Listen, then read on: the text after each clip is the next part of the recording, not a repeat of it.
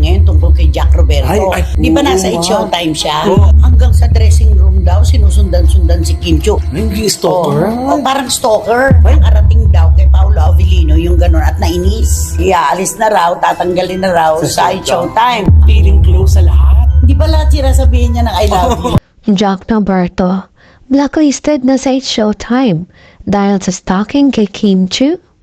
Mga Cheka Peps, isang pasabog na naman sa mundo ng showbiz matapos ang kontrobersyal na breakup nila ni Barbie Forteza at ang issue niya kay Ava Mendez na yan naman si Jack Roberto ay pinag-uusapan sa social media dahil umano sa pag-stalk kay Kim Chiu sa dressing room ng It's Showtime.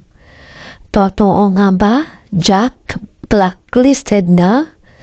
Maraming netizens ang nakapansin na simula pa noong February 15, hindi na lumabas si Jack sa It's Showtime. Ang Cheka, di umano'y na blacklist siya matapos masangkot sa issue ng pagsunod-sunod kay Kim Chiu sa dressing room. Nako Cheka Peps, kung totoo ito, goodbye career na nga ba si Jack? After nakalat na Ava Mendez issue, tapos yung cringe-worthy judging niya sa It's Showtime, ito pa mukhang hindi na nakontento sa exposure. Mga netizens umuusok ang reaksyon. Nako, goodbye career na talaga pag totoo. Ang kalat na nga nung Ava Mendez issue tapos ito pa. Buti na lang naghiwalay na sila ni Barbie. Career suicide yan. Stalker pa talaga. Cringe na nga siya mag-judge tapos may ganito pa. Nagkakaloka.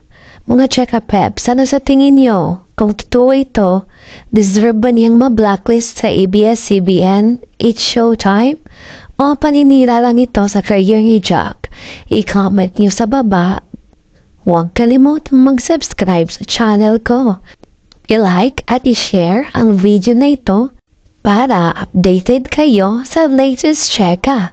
I-click nyo na rin ang notification bell para always una sa showbiz balita.